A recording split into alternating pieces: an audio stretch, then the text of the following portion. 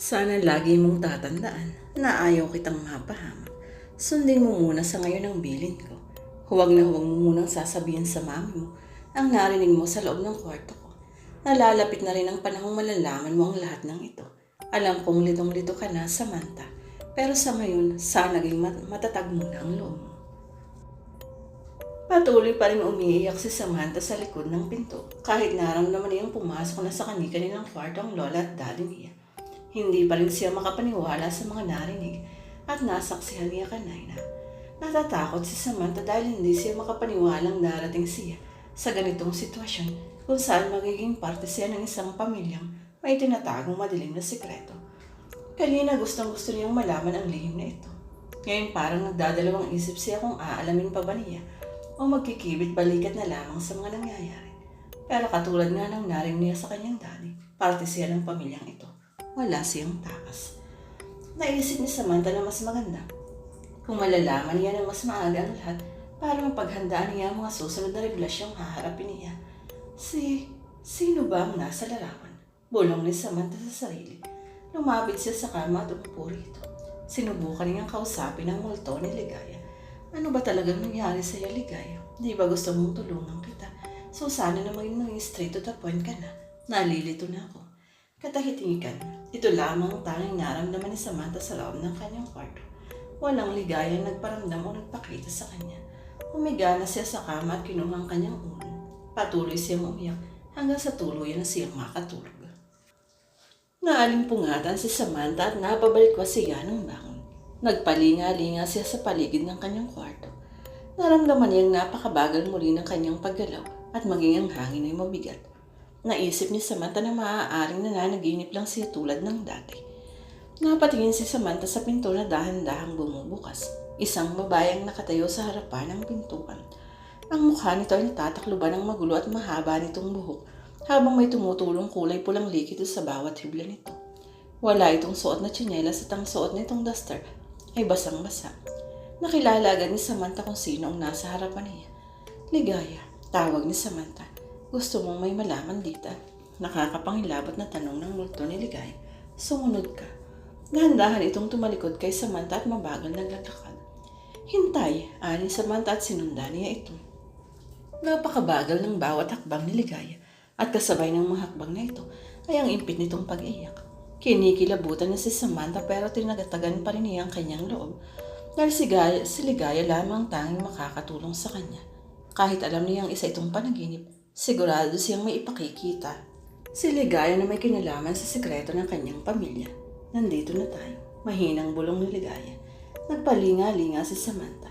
Nasa loob na sila ng kwarto ng kanyang lola at nasa harapan nila ang walk-in closet nito. Anong lihim ang itinatago sa closet na ito? Tanong ni Samantha. Sa halip na sumagot, isang nakakapanintig balahibong pag-iyak ang itinugaw ni Ligaya. Napatras si Samantha. Lalong lumakas ang iyak ni Ligaya na sinundan pa rin ng nakakapangilabot na sigaw. Napaatras na napaupo si Samantha. Tinakpan niya ang kanyang magkabilang tenga. Pumikit si Samantha sa pagbabaka sakaling pagmulat niya ay wala na ito sa kanyang harapan. Biglang tumigil sa pagsigaw si Ligaya. Dahan-dahang iminulat ni Samantha ang kanyang mga mata. Nang hilakbot siya dahil nasa harapan na niya ang walang ulong multo ni Ligaya. Katulad ng dati may boses pa rin lumalabas mula rito. Nalalapit na, bulong ni Ligaya. Anong ibig mong sabihin? Nangangatal na tanong ni Samantha. Ngunit sa halip na sumagot ito, ay biglang bumukas ang walk-in closet at lumutang papasok sa loob nito ang multo ni Ligaya. Hintay, saglit lang, ani Samantha at sumunod sa loob ng walk-in closet bago ito sumarado. Napakalamig ng loob ng walk-in closet ng kanyang lola. Nilibot niya ang kanyang paningin. Isa lang itong typical na walk-in closet. Napakalaki at may kanya-kanyang lagayan ng mga sapatos, damit at mga lasang kanyang lola at mami. Napatakaw ang tingin ni Samantha sa lalagyan ng mga sapatos sa dulo nito. Lumapit siya rito at parang may nagudyok sa kanyang itulak ang dingding nito. Ginawa niya at bumungad sa kanyang isang hagdan pababa. Ligaya, nandyan ka ba? Tawag ni Samantha. Tulungan mo ako. Tugon ang nasa ibaba ng hagdan. Dahan-dahang bumaba si Samantha sa hagdan. Inisip na lang niya na panaginip lamang iyon, kaya kung may mangyayari mang masama sa kanya, magigising agad siya. Narating niya ang dulo ng hagdan at napansin niya ang isang pulang hallway. May mga sinding kandila sa bawat gilid nito na nagsisilbing liwanag. Kakaiba rin ang amoy rito. Napatulala si Samantha sa kanyang nakita. Totoo bang meron ito sa loob ng bahay ni Lola? Bulong ni Samantha sa sarili. Tumingin siya sa hagdanan. Kung susukatin ang haba nito, maaaring nasa basement na siya ngayon. Tumingala si Samantha. Posibleng ang taas nito ay kusina o living room. Sinong normal ang makakapag-isip na maglalay pa ng hagdanan sa walk-in closet papunta sa basement? Sa isip-isip ni Samantha, kung ano man ang sekretong itinatago ng pamilya niya, siguradong siya, hindi ito pangkaraniwan. Maaaring hindi naman ito napapanood sa mga horror movies. Tulong, naririnig na naman niya ang boses ni Ligaya. Naisipan niyang sundan kung saan nagmumula ang boses nito. Maaaring nandoon ang kasagutan sa lahat ng mga tanong niya. Sinimulan niyang maglakad at agad siyang napaatras nang may matapakan siyang malagkit na likido. Muntik nang mapasigaw si Samantha nang ma-realize niya kung anong meron sa hallway na ito. Dugo. Kulay dugo ang hallway at ang kanyang natapakan ay tila sariwa pang dugo. Kung kanino man ito, wala na siyang balak na malaman pa. Malansa ang amoy dahil sa mga dugong bumabalot sa dingding at sahig nito. Pinilisan niya ang bawat hakbang hanggang sa marating niya ang tila isang kwarto. Itim ang pintong nito. Maingat niyang binuksan ang pinto at hindi na napigilan pa ni Samantha na mapasigaw. Agad niyang tinakpan ang kanyang ilong dahil sa napakasangsang na amoy sa loob ng kwarto. Sa loob ng kwarto ay naparaming nagkalat na plastik ng karne at sa isang mahabang cabinet ay naroon ang mga malalaking garapon. Para iyong koleksyon ng mga garapon. Bawat isa ay may lamang hugis bilog ng bagay na nakababad sa isang liquid preservative. Hindi niya masyadong maaninag kung ano ang mga ito. Mayroon ding maliit na wooden bed kung saan nakapulupot ang isang mahabang kadena. Sa tabi nito ay may maliit na upuan. Nakatayo sa dulo ng cabinet ang multo ni Ligaya. Nakatapat ito sa isa sa mga garapon. Lumapit si Rito upang tingnan kung ano ang nasa garapon at napaatras si Samantha nang makita niyang nawawalang ulo ni Ligaya. Mayroon itong napakalaking butas, palatandaan na kinuha ang utak niya. Napagtanto niyang ulo ang laman ng lahat ng mga garapong nasa loob ng kwartong iyon. Mga ulo ng babae. Sinong may gawa nito, Ligaya? Sabihin mo. Tanong ni Samantha sa multo. Hindi sumagot si Ligaya, ngunit mas lalong nasindak si Samantha sa nasaksihan niya. Nagpakita ang mga multong walang ulo at tumayo ang mga ito sa tapat ng bawat garapon. Sigurado ito ang mga multong nagmamayari sa bawat ulo na nasa loob ng mga garapong iyon. Tama nga siya. Mga babaeng biktima ng misteryosong nilalang na iyon. Napansin din niya na ang iba ay naka-uniforming pangkatulong o duster na isinusuot ng mga namamasukan noon sa bahay ng lola niya. Sinong gumawa nito sa inyo? Sino? Si Lola ba? Si Mami? Si Daddy? Si Manang Celia ba? Tanong ni Samantha habang umiiyak. Kahit naramdam ni Samantha na panaginip lang ito, pakiramdam niya parang masisiraan na siya ng bait dahil sa mga multong walang ulo na nasa harapan niya. Napatingin siya sa dingding ng kwarto at nakita niya ang kaparehong larawan na ibinigay sa kanya ni Ligaya. Nilapitan niya at naalala na naman niya na sinusundan siya kanina ng lalaking iyon. Luma na ang larawang ito. Nagtaka si Samantha dahil hindi nagbago ang itsura ng lalaki. Bakit narito ang larawan nila? Tanong ni Samantha sa sarili. Kinakabahan siya sa ideyang nabubuo sa isip niya. Nasaan na ang bata?